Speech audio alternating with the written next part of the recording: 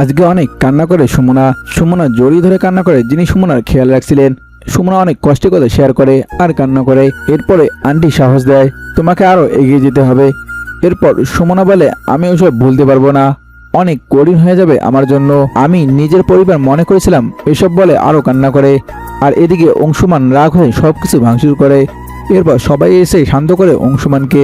এরপর সুমনা ভগবানের সামনে এসে প্রতিজ্ঞা করে যে যে করেই হোক এই লড়াই জিততে হবে। এরপর সুমনা এসে আবার ছোট বাচ্চাকে নেয়, মানে ছোট সুমনাকে কোলে নেয়। এরপর দেখে ছোট সুমনা চোখ খুলে না। পরে সুমনা সন্ধ্যার রুম থেকে একটা ওষুধের বোতল পায়। এরপর সন্ধ্যাকে জিজ্ঞেস করে, এটা কি তুমি খাওয়াইছো? সন্ধ্যা রাজি হয় না, পরে আবার রাজি হয়। এদিকে সবাই চিন্তিত হয়ে পড়ে বাচ্চাটির জন্য। এরপর সুমনা ওষুধ খাওয়ার পর বাচ্চাটার জ্ঞান ফিরে। এদিকে আরতি দিদি অনেক কান্না করে, এদিকে অংশুমানও অনেক কান্না করে, অনেক চিন্তিত হয়ে পড়ে। এরপর সুমনার ওষুধ খাওয়ার পর ছোট সুমনার জ্ঞান ফিরে। এরপর আরতি দিদি বলে, তোমরা দুজনকার জন্য আমার সন্তান ফিরে এসেছে, তোমরা দুজনে আমার সন্তানকে মানুষ করো। এরপর সুমনা ওখান থেকে চলে যায়। সুমনা সন্ধ্যার মধ্যে কথা কাটাকাটি হয়, সুমনাকে অনেক বকাবকি করে সন্ধ্যা। এইসব এসে অংশুমান শুনে। এরপর সন্ধ্যাকে অনেক রাগ হয়। সামনের পর্বে কি হতে যাচ্ছে অবশ্যই চ্যানেলে চোখ রাখুন।